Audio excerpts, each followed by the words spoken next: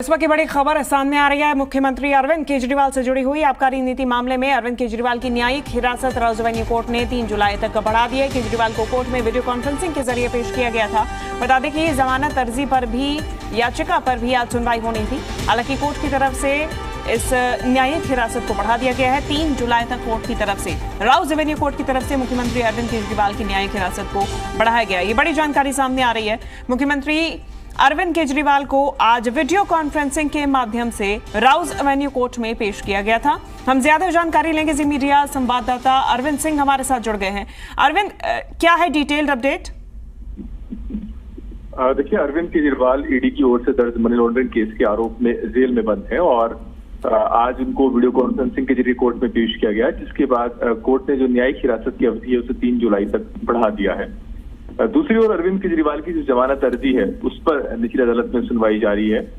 अरविंद केजरीवाल के वकील की तरफ से इस मामले में जो गवाह हैं उनके बयान की क्रेडिबिलिटी पर सवाल खड़ा किया गया है। वकील की तरफ से कहा गया कि जिन लोगों ने अरविंद केजरीवाल के खिलाफ बयान दिए वो इस मामले में कभी आरोपी थे, लेकिन बाद में ईडी ने मनमाफिक बयान दिलाने के एवज में इनको जमानत दे दी या फिर ये लोग सरकारी गवाह बन गए और बाद में उन्होंने ऐसे बयान दिए जिसमें अरविंद केजरीवाल की भूमिका को लेकर उन्होंने आरोप लगाए। तो कहीं ना कहीं इस मामले में जो गवाह हैं उनके बयानों की क्रेडिबिलिटी पर उनके वकील की तरफ से सवाल उठाया गया। सवाल गिरफ्तारी की टाइमिंग को लेकर के भी उठाया गया और ये भी कहा गया कि शुरुआती जो समन भेजे गए उसमें ईडी ने कहीं भी ये बात साबित नहीं की कि अरविंद केजरीवाल को आखिर किस हैसियत से बुलाया जा रहा है, एक आरोपी की हैसियत से या गवाह के तौर पर।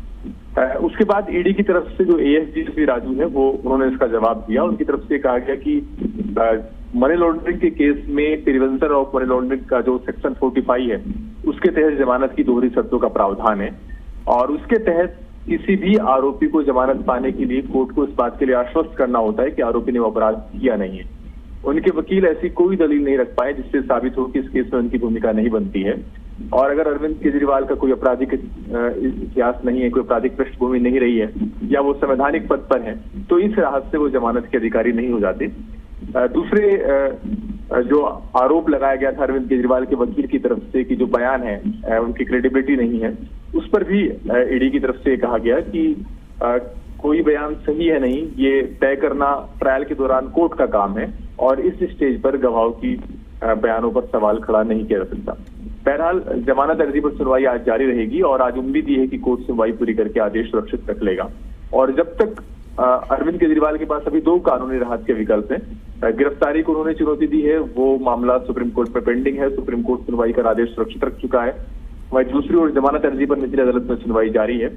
जब तक उन्हें किसी भी कोर्ट से कोई राहत नहीं मिलती तब तक जो सामान्य प्रक्रिया है उसके तहत उनकी जो न्यायिक हिरासत की अवधि है वो नियमित अंतराल पर बढ़ती रहेगी और इसी के तहत आज उनकी पेशी हुई थी जो 3 जुलाई तक न्यायिक हिरासत की अवधि उनकी बढ़ गई। ठीक है, बहुत शुक्रिया आपका अरविंद तमाम जानकारी के लिए।